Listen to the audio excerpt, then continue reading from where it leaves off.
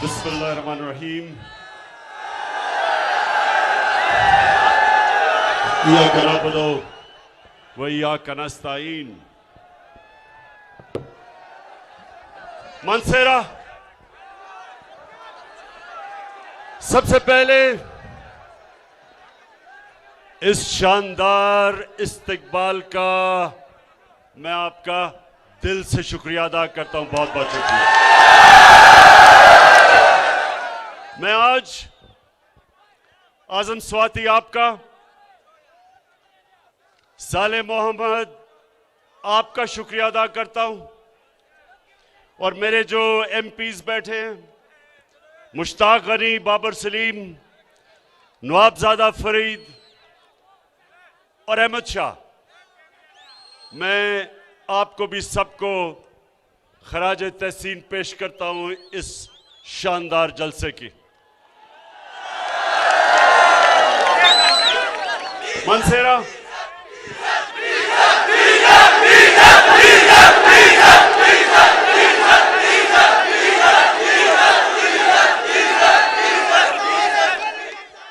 मैं हर जलसे में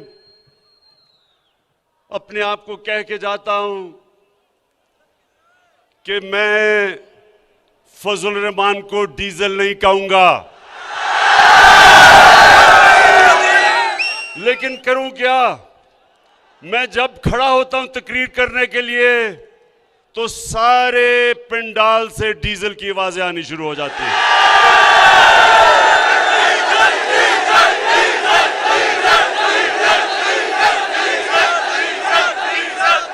बुरे और मुश्किल वक्त में मैंने पूरी कोशिश की कि डीजल की कीमत कम की जाए। इस वक्त ये मानसेरा, आप बाशऊर लोग हो, आप समझते हैं। मैं अभी बैठ के देख रहा था, एक एक चीज जो यहां बोली जाती थी सबको समझती। तो आपने गौर से जरा मेरी बात सुने कि देखिए मैं जब अपने अल्लाह और रसूल की बात करता हूं और अपने दीन की बात करता हूं, ये ऊपर वाला गवाह है। मैं कभी ना वोट लेने के लिए उनका नाम लेता हूं, ना किसी तरह लोगों को अपनी तरफ खींचने के लिए उनके नाम लेता हूं। ये मेरा ईमान है। नौजवानों, ये सुन लो मेरी बात। मैं वो इंसान हूं जो सारी दुनिया फिर चुका है। मैं वो पाकिस्तानी हूं जो दुनिया का, क्रिकेट की दुनिया का सुपरस्टार रह चुका है। कहने का मतलब ये मानसेरा, और मैं खास तौर पे, देखें, मैं नौजवानों से खास तौर पे मुखातिब इसलिए हूं कि मेरे नौजवानों, आप पाकिस्तान का मुस्तकबिल हो। आपको मैं अपने तजर्बे से मैं ये सिखाना चाहता हूं कि सही रास्ता कौन सा है, आपकी अजमत का रास्ता कौन सा है, और आपकी तबाही का रास्ता कौन सा है। नौजवानों, जब आप नमाज पढ़ते हैं, आप जब अल्लाह के सामने 5 वक्त दिन में झुकते हैं, तो क्या मांगते हैं? क्या मांगते हैं अल्लाह से? सिर्फ एक चीज मांगते हैं नौजवानों। अल्लाह से आप मांगते हैं कि अल्लाह उस रास्ते पे लगा जिसमें तूने नेमतें बख्शी, उस रास्ते पे ना लगा जो तबाही और बर्बादी का रास्ता है। 2 रास्ते हैं आपके सामने। नौजवानों, सारा वक्त याद रखना कि हमेशा आपके सामने 2 रास्ते आएंगे। ये जो लोग हैं, अभी जो साले मोहम्मद ने बात की, इसके जमीर को खरीदने के लिए 20 या 25 करोड़ रुपए इसके सामने रखे गए।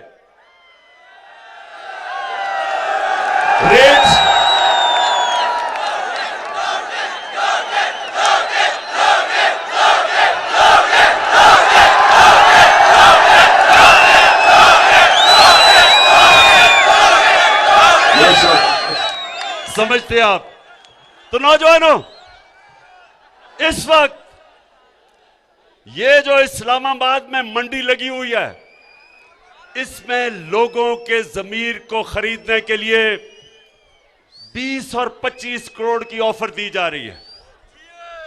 अब ये मैं आपके सामने ये जो लोगों को खरीदने की कोशिश की है, तो साले मोहम्मद के सामने भी दो रास्ते थे। एक रास्ता था कि ये पैसे ले ले और कहे जी इमरान खान तो बड़ा बुरा आदमी है और मुझे अभी पता चला है, मेरा जमीर जाग गया कि ये तो बहुत बुरा आदमी है, इसलिए मुझे तो पता ही नहीं था कि ये इतना बुरा है। मुझे तो अब पता चला है कि पीटीआई ने तबाह कर दिया पाकिस्तान। तो एक तो ये रास्ता है, पैसे पकड़े और कहे जी मुझे मेरा जमीर जाग गया इसलिए मैं उधर जा रहा हूं। एक दूसरा रास्ता है, वो दूसरा रास्ता नौजवानों मुश्किल रास्ता है, लेकिन वो आपके नबी सल्लल्लाहु अलैहि वसल्लम का रास्ता है। आपके नबी का रास्ता आसान नहीं था, हर किस्म की मुश्किलें अल्लाह ने उनको पर डाली। अल्लाह के हबीब थे, सबसे ज्यादा इंसान जिससे अल्लाह प्यार करता था वो हमारे नबी सल्लल्लाहु अलैहि वसल्लम थे। उनका आसान रास्ता नहीं था। जो सच और हक का रास्ता नौजवानों, वो आसान नहीं होता, मुश्किल होता है।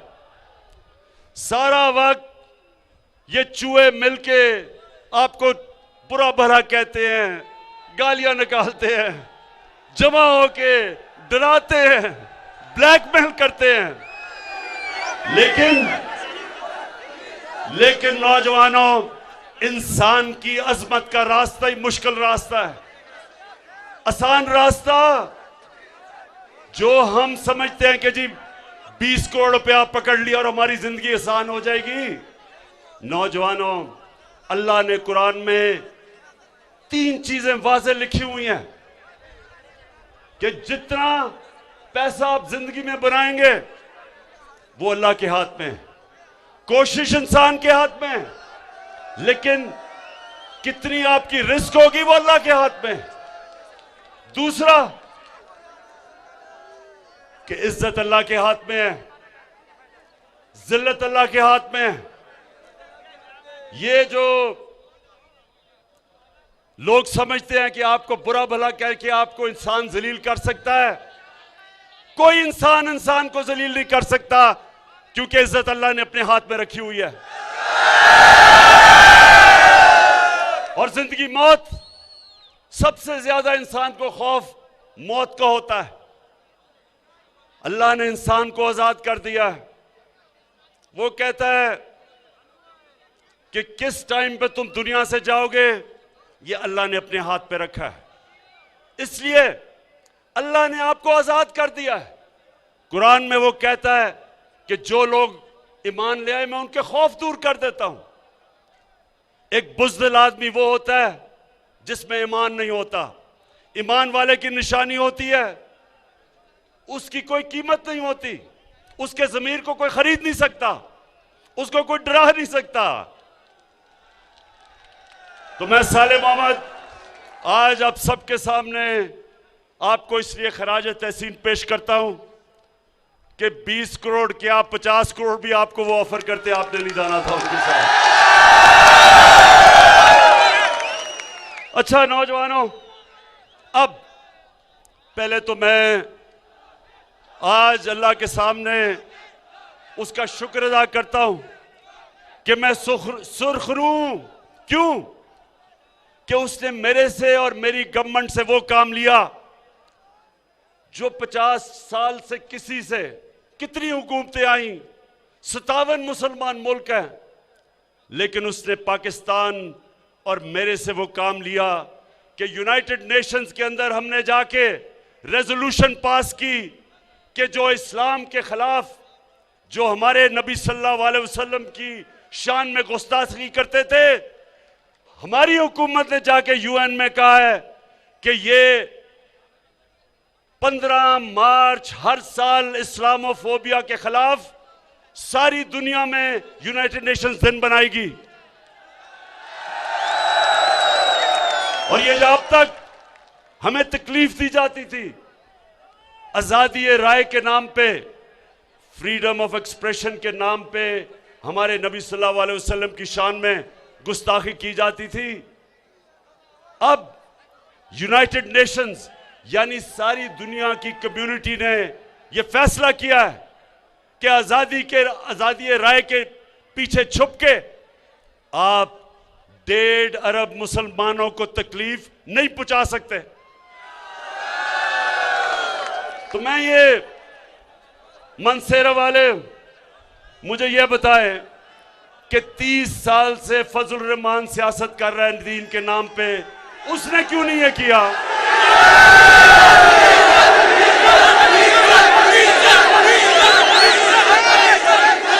अच्छा, अब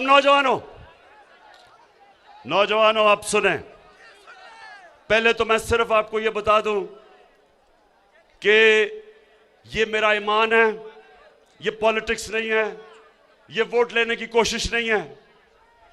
पाकिस्तान सिर्फ एक तरह उठेगा कि हम जो अल्लाह ने हमें हुक्म दिया है कि नबी सल्लल्लाहु अलैहि वसल्लम के कदमों पे, उनकी सुन्नत पे, उनकी शरिया पे चढ़ो, उनके रास्ते पे ही ये मुल्क उठेगा। और उनका रास्ता ये था कि पाकिस्तान को अगर हमने ऊपर उठाना है तो जो मदीना की रियासत पे उन्होंने असूलों पे, नबी सल्लल्लाहु अलैहि वसल्लम ने जो असूल तय किए थे, जब हम उन उसूलों पे चलेंगे, मैं आप सबको आज दावा करता हूं कि हम सबके सामने आप देखेंगे कि दुनिया में यह मुल्क उठता कैसे है, कैसे हरे पासपोर्ट की दुनिया में इज्जत होती है। और वो सबसे पहले इंसाफ के अलावा जब तक एक माशरे में अदल और इंसाफ नहीं आता, वो माशरा तरक्की नहीं कर सकता। जिस भी माशरे में कानून की बालादस्ती यानी कि कानून की हुक्मरानी, यानी कि ताकतवर और कमजोर कानून के जब नीचे आते हैं, वो माशरा ऊपर आता है। मदीना की रियासत में हमारे नबी सल्लल्लाहु अलैहि वसल्लम ने क्या कहा था कि अगर मेरी बेटी भी जुर्म करेगी उसको सजा मिलेगी, कोई कानून के ऊपर नहीं। तो ये जो 3 स्टूजेस या 3 चूहे, ये जो मिलके जो ये शिकार करने मेरा आ रहे हैं चूहे, इंशाअल्लाह इन चूहों को शिकस्त इसलिए हम देंगे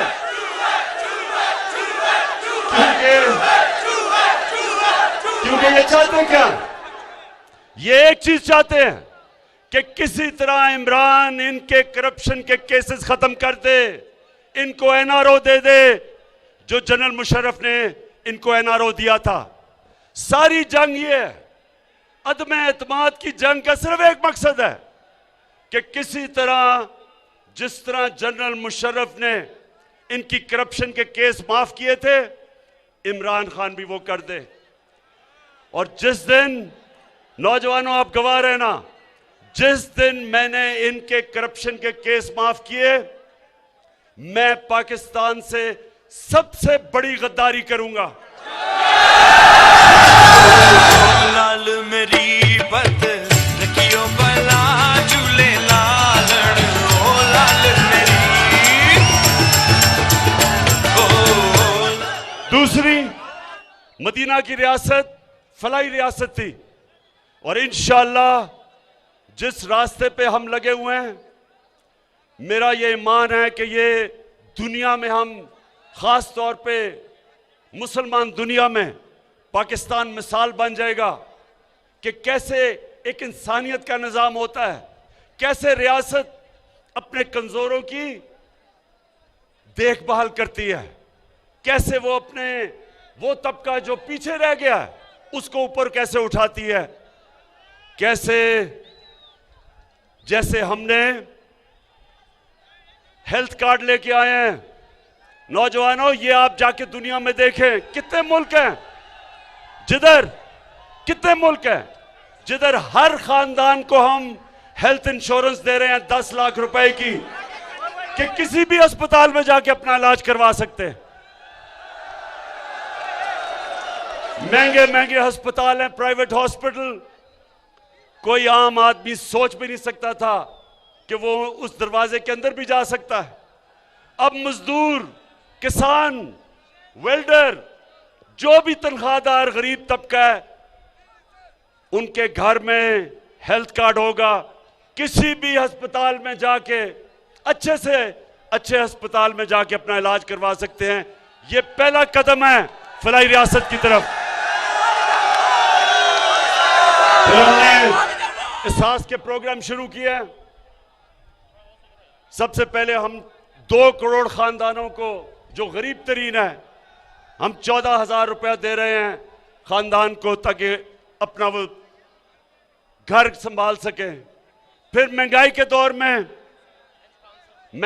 दौर में 2 करोड़ खानदान को हम 30% रियायत दिलवा रहे हैं घी, आटे और चीनी में।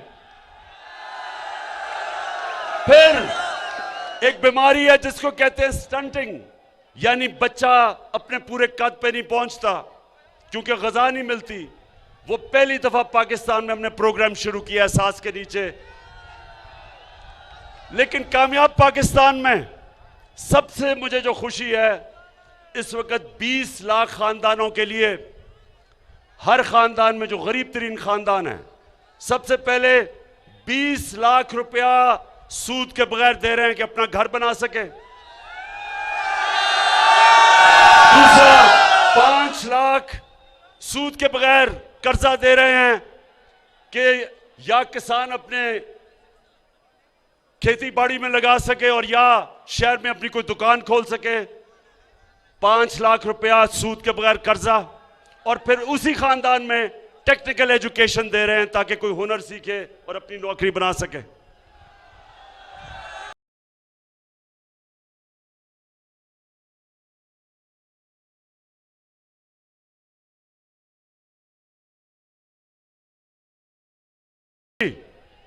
अब जो मैं अपनी कौम को सबसे ज्यादा जरूरी चीज बताना चाहता था वो ये कि देखें नौजवानों, मेरे माँ बाप एक गुलाम हिंदुस्तान में पैदा हुए थे,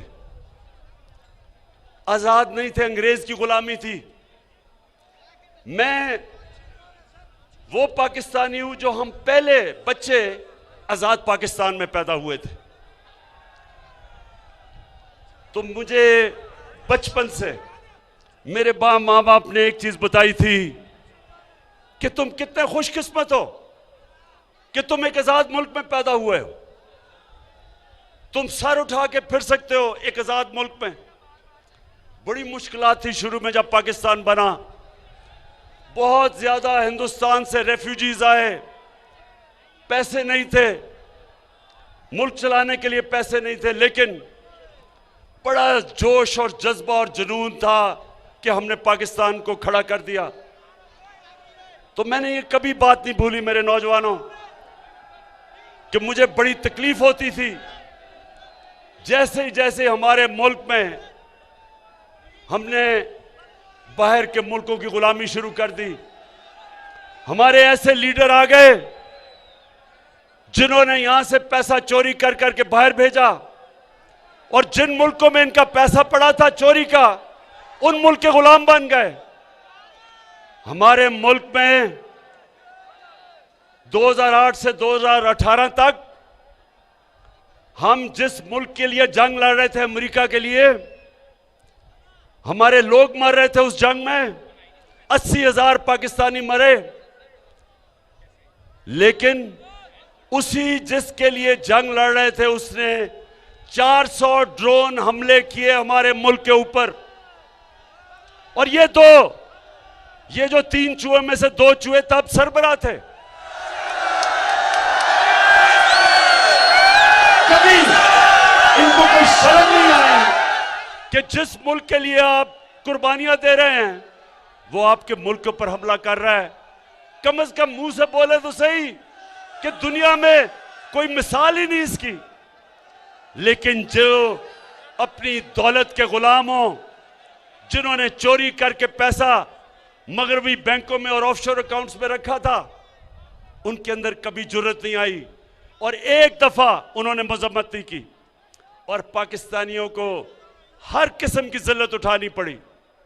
तो मैं जब प्राइम मिनिस्टर बना, मेरा पहला यह था कि कभी आगे से मेरा मुल्क किसी की गुलामी नहीं करेगा।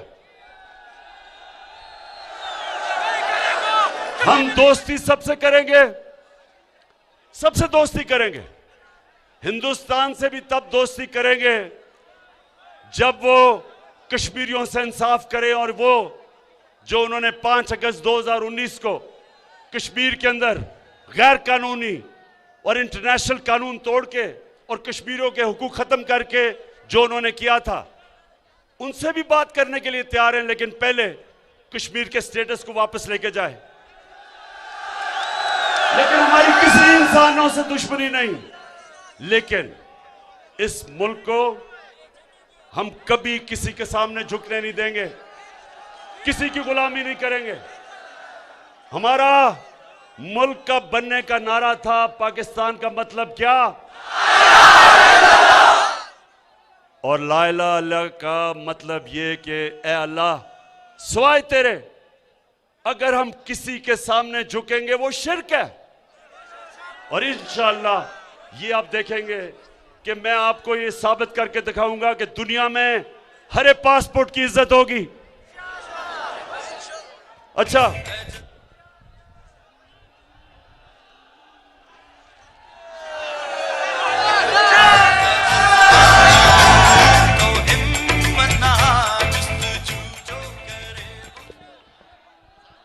एक मिनट जरा असर की नमाज अजान हो जाए।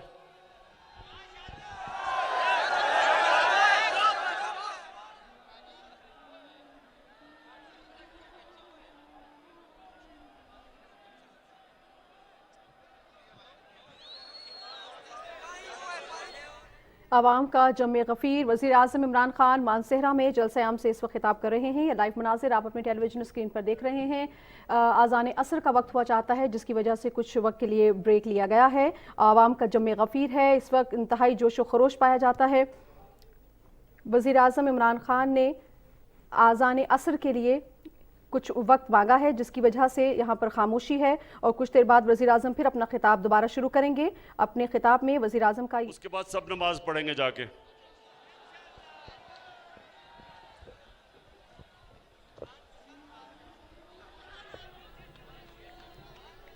आज़ान असर का वक्त हो चुका है, जिसकी वजह से वज़ीर आज़म इमरान खान ने जलसे आम में खिताब से कुछ देर के लिए ब्रेक लिया है।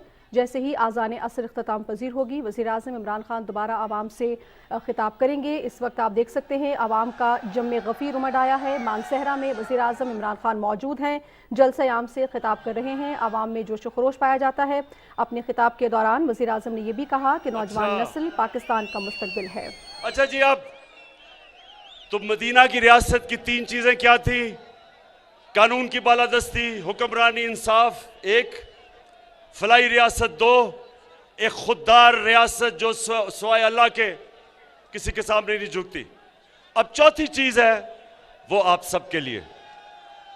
चौथी चीज ये है कि 3 तो रियासत की जिम्मेदारी है, एक आपकी जिम्मेदारी है, और वो है अमर बिल मारूफ।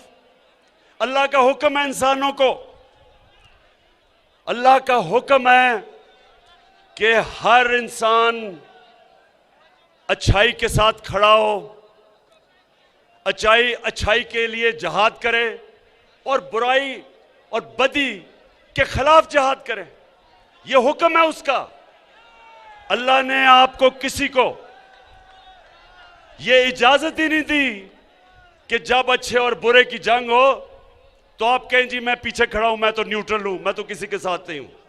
यह अल्लाह ने मुसलमान माशरे को इजाजत नहीं दी। अब मेरा वक्त बहुत मगरबी माशरों में गुजरा है। मैं आपको यकीन दिलाता हूं कि जितना भी मेरा वक्त बरतानिया में गुजरा और कोई 20 साल, आप यकीन करें कि हमारा माशरा अमर बिन मारूफ पर नहीं चल रहा, उनका माशरा चल रहा है।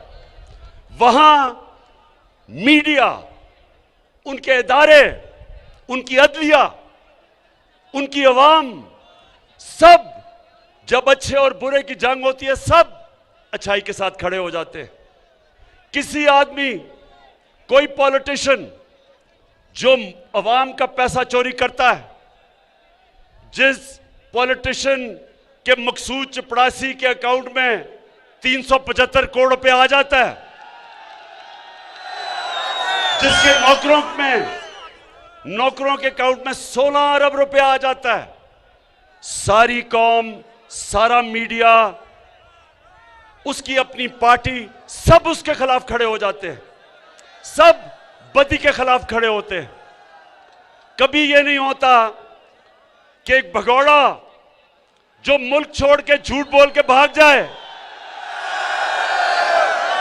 जो अदालत उसको मुजरिम करार दे, उसके बाहर पैनामा का इंकशाफ हो और उसके पकड़ा जाए कि जी बेटी के नाम पे 4 अरबों रुपए के महलात खरीदे हुए हैं लंदन में, सबसे महंगे इलाके में, और फिर अदालत उसको सजा दे, फिर वो झूठ बोले।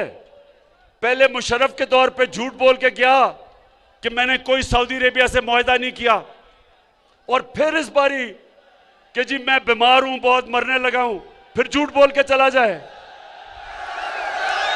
तो नौजवानों,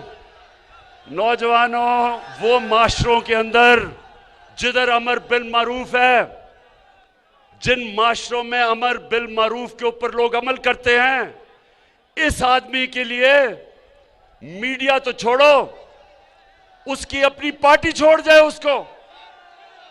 झूठो, एक बर्तानिया में एक प्राइम मिनिस्टर था, हैरल्ड मैकमिलन, उसने झूठ बोला, उसको रिजाइन करना पड़ा झूठ बोलने पे।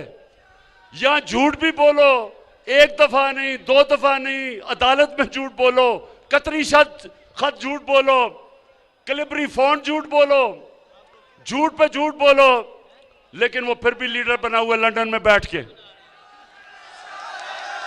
इसलिए कि हम अल्लाह के हुक्म पे नहीं चलते, और जब एक माशरे के अंदर लोग अच्छाई के साथ खड़े नहीं होते, वो माशरा तबाह हो जाता है।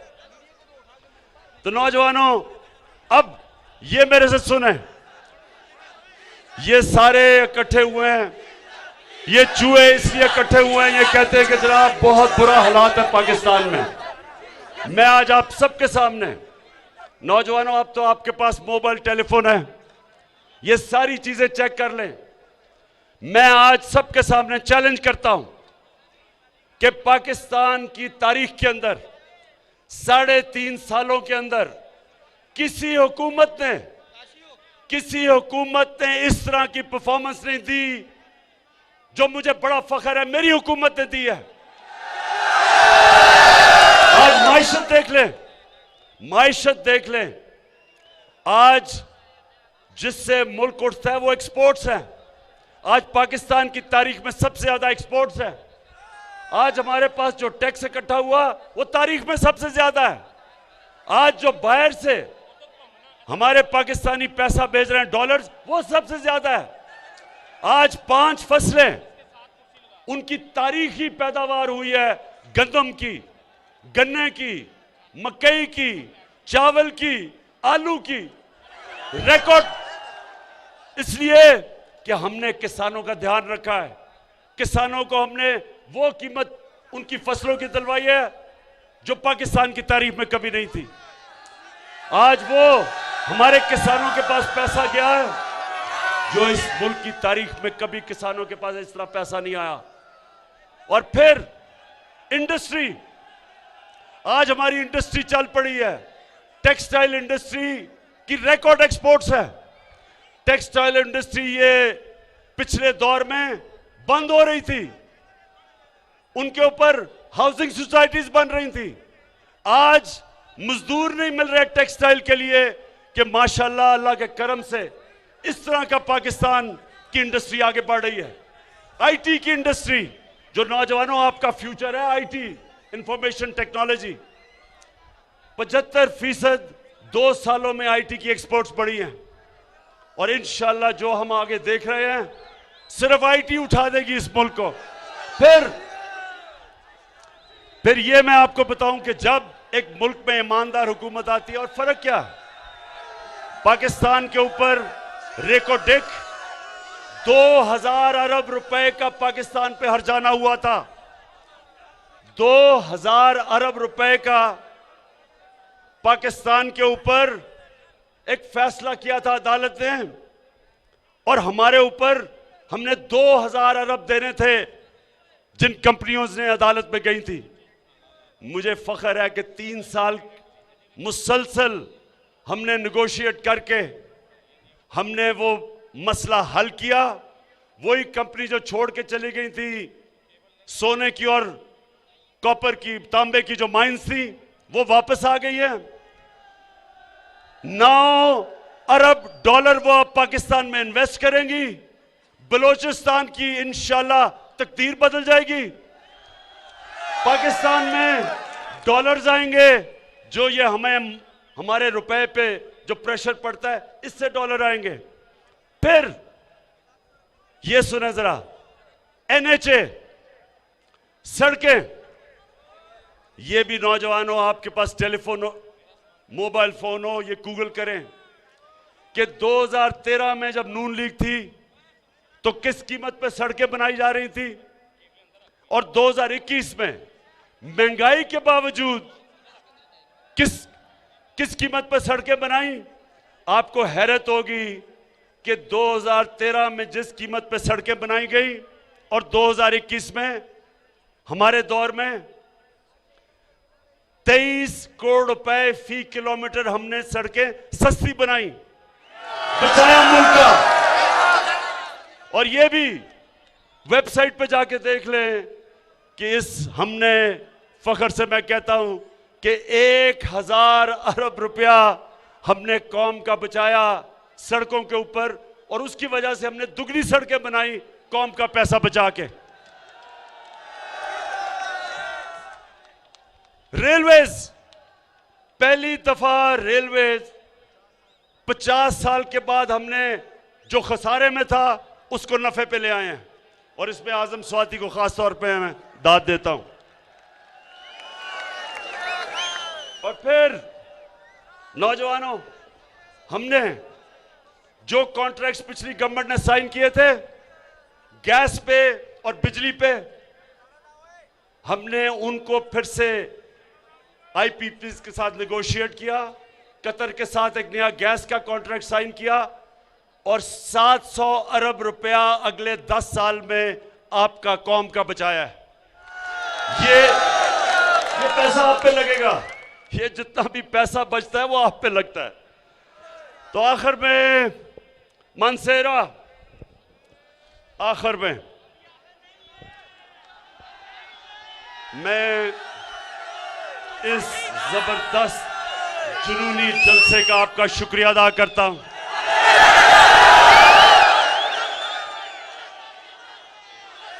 मैं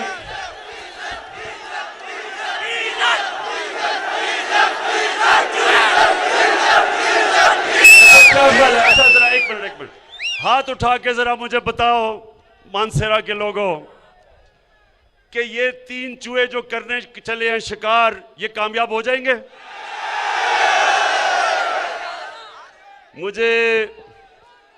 मुझे ये चूहों के ऊपर थोड़ा तरस भी आ रहा है,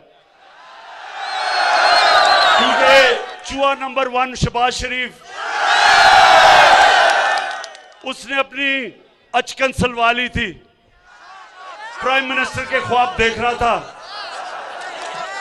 बड़े बड़े उसने बयान दिए कि जी यूरोपियन यूनियन के इमरान को तनकीद नहीं करनी चाहिए थी। फिर जी कि मैं अगर होता तो मैं एब्सोल्युटली नॉट ना कहता, मैं अमेरिकनों को नाराज ना करता, मैं तो अमेरिकन देखूं या यूरोपियन देखूं या कोई भी बूट देखूं, मैं तो पॉलिश करने शुरू कर देता हूं। शहबाज शरीफ तुम्हारा नाम तो मैं चेरी ब्लॉसम रख देता हूं, वो जो पॉलिश नहीं होती, जो ये लोगों के जूते पॉलिश करता है सारा वक्त कि जी मुझे किसी तरह वजीर आजम बना दो।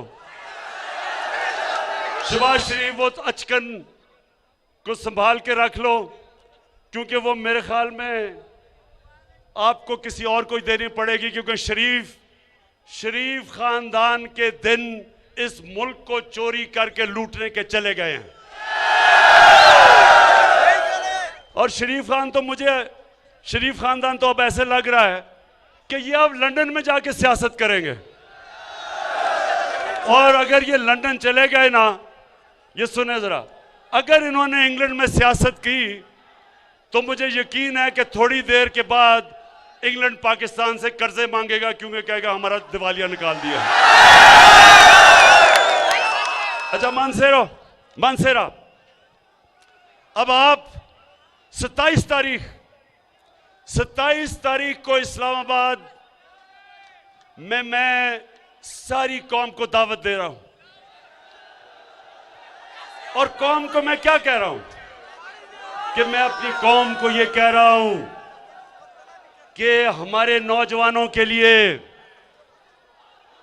मैं बड़ों को कह रहा हूं अपने बच्चों के लिए, अपनी आने वाली नस्लों के लिए, आपने सिर्फ निकल के इन चूहों को यह बताना है कि पाकिस्तान की कौम अमर बिल मारूफ के साथ खड़ी है। हम सच्चाई के साथ, हम अच्छाई के साथ खड़े हैं, और हम तुम्हारे जैसे लोग जो लोगों के ज़मीर के सौदे करते हैं, मुल्क की जमहूरियत को तबाह करते हैं, मुल्क के निजाम को तबाह करते हैं, तुम वो लोग हो जो अपनी चोरी बचाने के लिए इस मुल्क के मुस्तकबिल को तबाह करते हो। सारी कौम निकलेगी तुम्हें यह बताने के लिए कि ये कौम तुम्हारी तरह की सियासत की कब्र खोद रही है, इसका जनाजा निकाल रही है। और इंशाअल्लाह इनकी जनाजे के ऊपर एक नया पाकिस्तान खड़ा हो रहा है, वो पाकिस्तान जो जिसकी वजह से ये मुल्क बना था, जिसकी वजह से कायदे आज़म ने जद्दोजहद की थी, जो इल्लामा इकबाल की ख्वाब थी कि हमने एक मिसाल बनना है सारी मुसलमान दुनिया में, एक वो निज़ाम लेके आना है जो इंशाअल्लाह इस मुल्क को एक अजीम कौम बनाएगा। पाकिस्तान जिंदाबाद।